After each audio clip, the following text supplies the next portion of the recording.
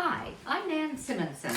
I have a recipe that I served one evening and then was eaten for several lunches at a retreat. I was responsible for a week of meals, evening meals, for a group of us at a training retreat, and whole food plant-based. If you know me from my book or from my videos, Aging Powerfully is my book. I'm 71 and my goal is to go into my 80s, 90s, and knock on wood, beyond,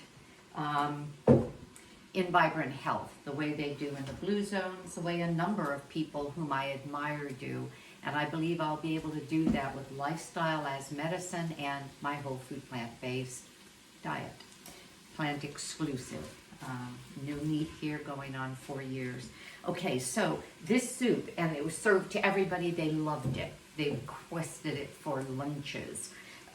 It's a lentil soup, super easy, and I'm calling it chunky lentil soup because as opposed to making uniform little chopped bits of the additional pieces that go in besides the lentils, I wanted it to be like a stew where it was chunky, where it was toothsome. And what is this? May 14th, and some of you may be thinking, man, it's almost summer. We eat soup all through the summer. A lot of cultures do. And some of you are in cold regions and thinking, oh boy, and the retreat was in Colorado, so it was oh boy because it was snowing for a day and raining and hailing for another day. But soup goes well anytime. So I want to show you what I've done because there are some techniques I want to show you. For example, do you see these onions? The recipe calls for sauteing, and it's a dry saute, meaning that this pot was hot. This is my 8-quart Instant Pot. I could have made the recipe in my 6-quart, but I doubled it. So everything you're seeing here is double because if I'm going to make a mess, I'm going to make it worth cleaning, and I want a number of containers to put into my freezer library. I want a number of lentil soup containers in there. I'm going to turn off the saute function there. But what I did is I started out with a hot pot, and I'm just showing you, if I hadn't doubled the recipe, I would have used 2 medium onions or 1 large onion. And I chopped the onion rather, you can see it's kind of chunky because again, this is a chunky lentil soup.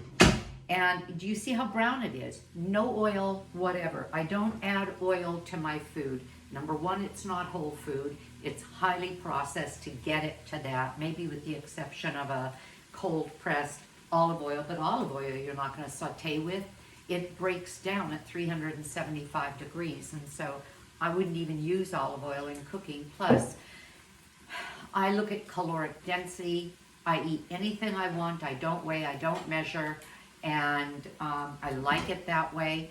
And I can eat vegetables, starchy vegetables, cruciferous vegetables, whole grains, legumes, tubers, any potato I want. I can have full, delicious meals and add some seeds and nuts and avocado. If I start adding oil, then I'm adding hundreds of calories per recipe, times 3 meals a day, hundreds of calories per day that I wouldn't even taste. You would not taste oil in here if I used it to saute. I would have used it because I didn't know any other way to do it. So what I did is I put it in a hot pan. It starts to caramelize. I add a little bit of broth or water. This is my own broth from just leftover bits of vegetables that I cook up every couple of weeks when the bag in the freezer gets too full. So I have browned the onion, and that's how I did it. I stirred it until it started sticking and getting a little more brown than I wanted because I don't want the pan to burn. And then I added some broth, and I did that a couple times. Then I added some garlic to that, but don't let the garlic get too brown or even brown. It gets bitter. And then I'm going to add chunky carrots. 3 carrots for the one recipe, and I've doubled it, so it was 6. These beautiful chunky carrots, and actually I'm going to leave the saute on because I want everything to get really hot, and it'll take less time to pressure cook. Okay, so I added the carrots to that, and I'm not going to take the time to do that, but usually I would let them get not brown, but leave it in about 3 to 4 minutes for them to get a little bit of the deglazing that happens to the onions from a very hot pot. And the saute function in the Instapot is really quite hot, and you can adjust it and make it even hotter. And then I'm adding, look at the chunkiness of this, chunky potatoes. You can see I didn't skin them, peel them. And they're a red potato. Why not get all of the polyphenols we can in our food? And the deeper the color, the more phytonutrients, phytochemicals, polyphenols, even though onion, as white as can be, is a highly nutritious food because it has some elements in it that other vegetables don't.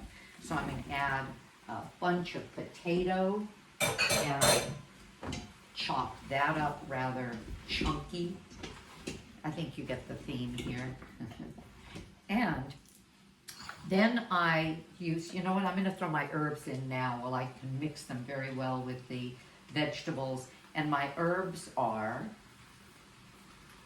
oregano, thyme, and later on I'll add some salt.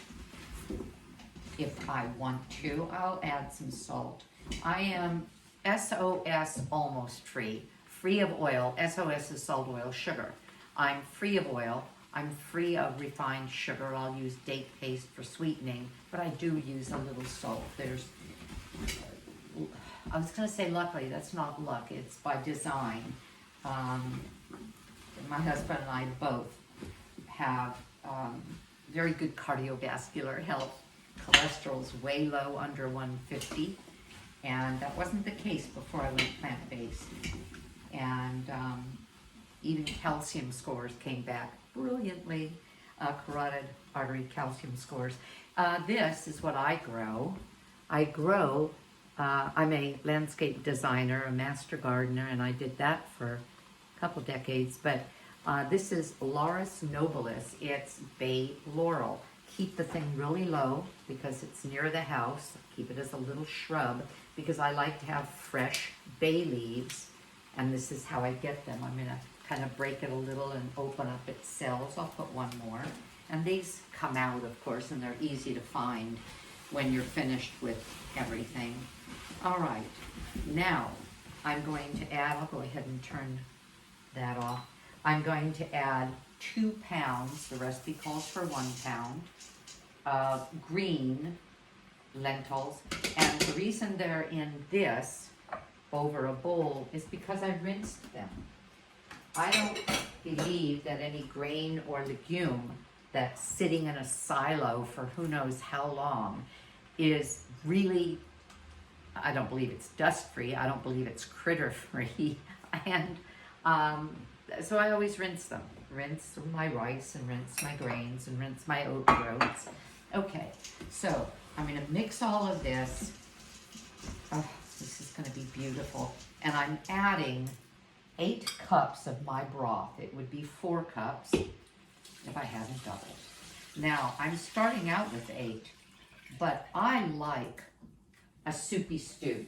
I mean, I'm not calling this a stew. I like a soupy soup.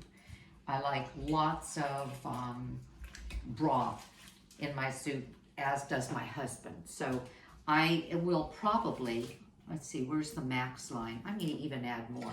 I'm going to shake this. Why? Because you'll see if you make your own broth, there's a sediment that's actually part of the whole. And I kind of like to use that. So I didn't go up to the max line.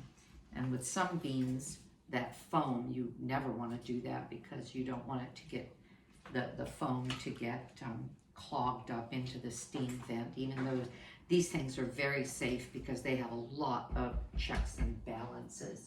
Okay, that's it, people. I am going to put the cover on. You see, if you hadn't noticed with your own Instapot, you can put the cover on either one of the handle sides. I'm going to put it on. Wait a minute. I'm not going to be doing this backwards. Oh man. Here.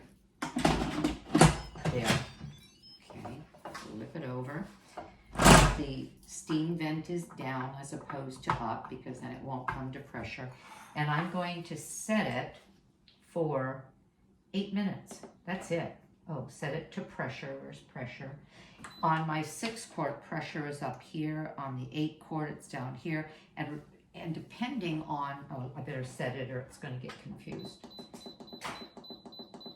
I'm going to set it back to 8 minutes. Can you believe I'm making a soup in 8 minutes? Well, it doesn't really quite work that way because it comes up to pressure, takes a while to do, then the 8 minutes, and then we're going to let it sit and release, unnaturally release the pressure, what we call naturally, which sometimes takes 20-25 minutes. Even though I could rush it and release the pressure, I like the way the soup tastes better. It's broken down better if I do that.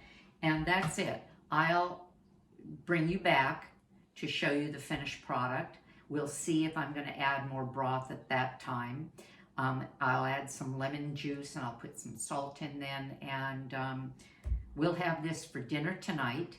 And I'll put it in I'll put another container of it in the refrigerator for 5, 6, 7 days from now. It'll be fine. And then I'll have, oh gosh, probably maybe 3 4-cup, 5-cup containers for other meals. It's the way to go. Do bulk cooking.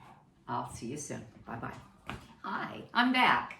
All right, if you see my Instapot, that L, and sometimes the newer models or older models don't indicate it, but when it hits the end of a pressure cooking time, it will start climbing back up again in time. The L here represents that it has finished, and now it's 49 minutes after finishing cooking. Does it matter? Nope. It went down in, oh, how interesting. No, it hasn't gone down in pressure. There's a little pressure gauge that stands up. This one's red, sometimes they're silver. And if I release steam, see, I still have some in there. 49 minutes later. I'm not going to worry about that. I figure if I give it at least 20 something, I'm fine. While it's doing that, I want to show you something. Before I shot this video, and then we had lunch, and now we're finished with lunch. Well, one of it, I have a huge salad. My husband has a avocado sandwich with a plate of salad, and then some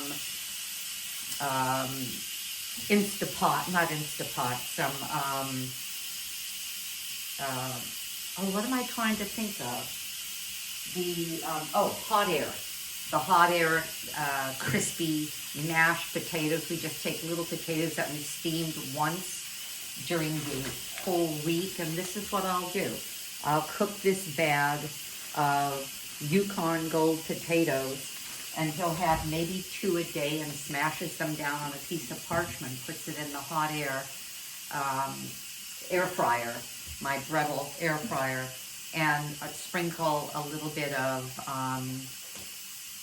nutritional yeast on it, and some Benson's Table Tasty, and oh my gosh, they're so good. And then we have them, he has them, because I've got my salad, with some hummus. This is a hummus. You can look for this on my channel or my website, nansimonson.com, just for the recipe. And it's roasted red pepper hummus, and it is wonderful. Absolutely terrific. Well, I'm even bringing this up because I just made myself a cup of coffee. It's actually decaf. If I drink coffee too late, I'm in trouble with sleep. And I am such a starchivore that for dessert, instead of sweets, I do sweet potato. This is the Frida's Stokes purple sweet potato, on which I love a little bit of the hummus, and besides the color is beautiful. And then this one is a Hannah yam, or just a white interior sweet potato. Both of them are, well, this is the way they look. I cook them on parchment paper in the Breville oven under bake. This is the Hannah yam. And it sits like this. This has been in the refrigerator 5 days, and I take slices. I get the really big ones. This is the Frida Stokes. And the darker the color of what you eat, the more polyphenols in it.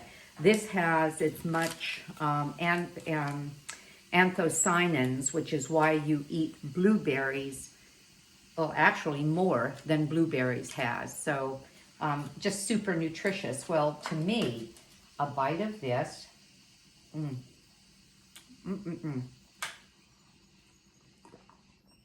a cup of coffee is as tasty, for me anyway, as someone eating a cookie.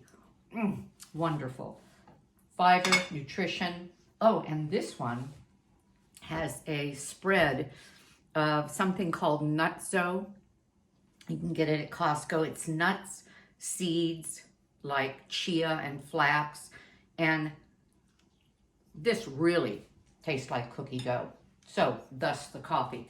Okay, let's get to business. So now you know that you can batch cook and save time.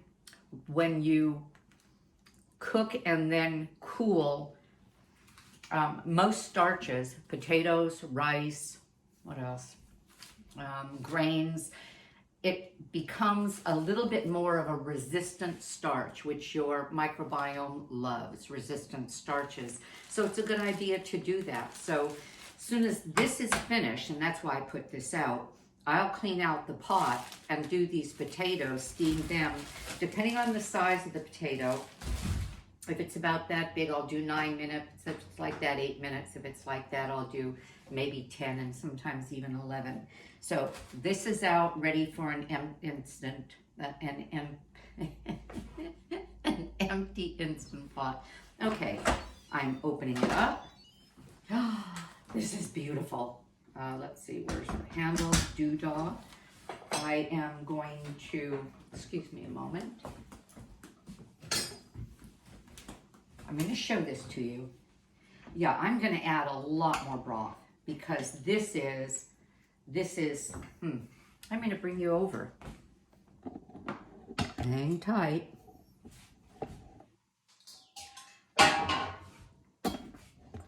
And then I'm going to turn you down. There you go. My husband's coming to save me because this thing's halfway off the table. Do you want to hold that? Yeah, well, yeah. Oh, yeah, we're fine there if you just hold it for a second. Do you see how thick that is? I could have put a lot more broth. And so while you're looking, I have what? You saw me add probably a cup more before I started. I'm just going to add the rest of this broth. So we could have started it with more broth, but it would have been too much for the Instant Pot at that time.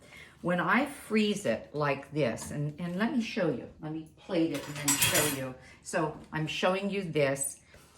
When I freeze this, I could freeze it like this, and then when I'm serving it that day, I'll have broth to add to it after I've defrosted it, so a little container can maybe feed, instead of just 2 people, 3 people, or 4. So we're going to put this back. Thank you very much. A little jiggity there, people. There we go, and a little bit of adjustment. There we go. Okay. So I'm going to serve this, and you'll see what I mean by chunky lentil soup. We could have called it chunky lentil stew, but I didn't. All right. And look at this. Look how chunky that is. I'm going to add to it, and I'm not recommend any chance you get, add more herbs, more spices. Their flavors are concentrated, and so is their nutritional load.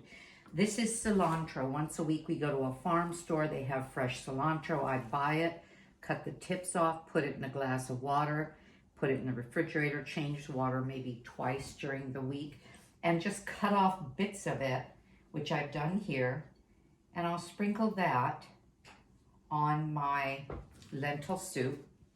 Excuse me again. I just thought of something else that I want to show you, because you can get this on my channel as well. I love a bit of sour cream on bean soups. We just had tacos yesterday. I put this on tacos. You're thinking, Nan, you're whole food plant-based. You don't eat sour cream. No, I don't. But this is my vegan sour cream, and it's made of silken tofu, and it is delicious. So easy. Silken tofu, a carton of it, a couple tablespoons of lemon juice, some garlic, granulated garlic or garlic powder, some onion powder, and that's it. So here we go. Look at this beauty. This will be dinner tonight, not this one. I'm going to heat it. So I think I'll eat the this sour cream off the top. I'm going to taste it better for salt and decide if I'm going to use any. Sometimes the flavors are so rich.